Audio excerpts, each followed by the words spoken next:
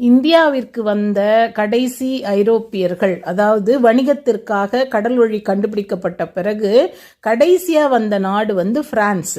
French நாட்டவர்கள் இந்தியாவில் எங்கெல்லாம் குடியேற்றம் செய்தார்கள் அப்படிங்கிறது தான் இங்கே உள்ள தகவல். இதில் நிறைய 1 மார்க் கொஷின், காம்படிட்டிவ் எக்ஸாமுக்கான கொஷின்ஸ் இருக்கு. அதே போல் BA MAக்கு ஷார்ட் நோட்ஸாக எழுதக்கூடிய ஆன்சரும் இங்கே இருக்கு. இந்தியாவில் பிரெஞ்சு குடியேற்றங்கள். பிரெஞ்சுக்காரர்களே இந்தியாவிற்கு கடைசியாக வந்த ஐரோப்பியர். பிரெஞ்சு கிழக்கிந்திய கம்பெனி 1664 நிறுவப்பட்டது. இந்தியாவில் பிரெஞ்சு வணிகத்தை நிறுவியவர் கால்பர்ட். இவர்கள் குறுகிய காலத்தில் கணிசமான இடத்தை பிடித்தனர். 1668 சூரத்தில் தங்கள் முதல் தொழிற்சாலையை நிறுவினார்கள். அடுத்த ஆண்டு கிழக்கு கடற்கரையில் உள்ள மசூலிப்பட்டினத்தில் மற்றொரு தொழிற்சாலை நிறுவப்பட்டது. பின்னர் அவர்கள் கல்கத்தாவிற்கு அருகில் உள்ள சந்திரநாகூர், பாண்டிச்சேரி போன்ற இடங்களில் தொழிற்சாலைகளை நிறுவினர். சப்ஸ்கிரைப் பண்ணிடுங்க.